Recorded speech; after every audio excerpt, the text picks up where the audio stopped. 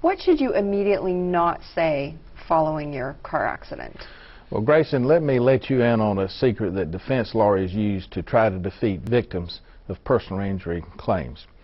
And the way that trick arises is that our nature as human beings to downplay our injuries.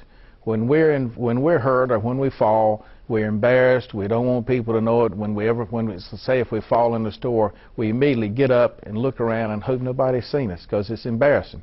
Well, when we're in a motor vehicle collision, the tendency is to downplay your injuries.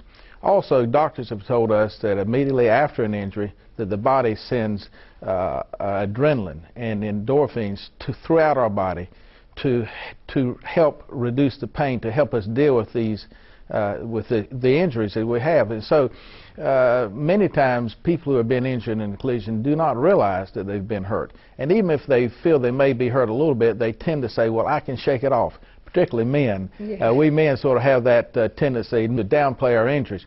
And so what happens many times at the scene of the collision, the careless driver will come over to the victim and say, how are you doing? Are you hurt?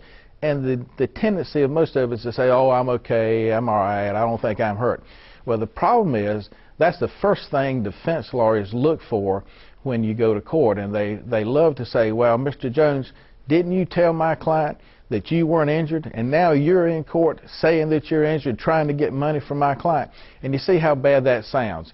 And the statement that the victim makes after the accident is totally innocent and is unfortunately usually not accurate. So it's very important not to make a statement like that. I'm not suggesting anybody misrepresent the truth, but the truth is that a victim of a motor vehicle collision is simply not in a position to diagnose themselves, and they should never be making statements about the true nature and extent of their injury immediately after the collision.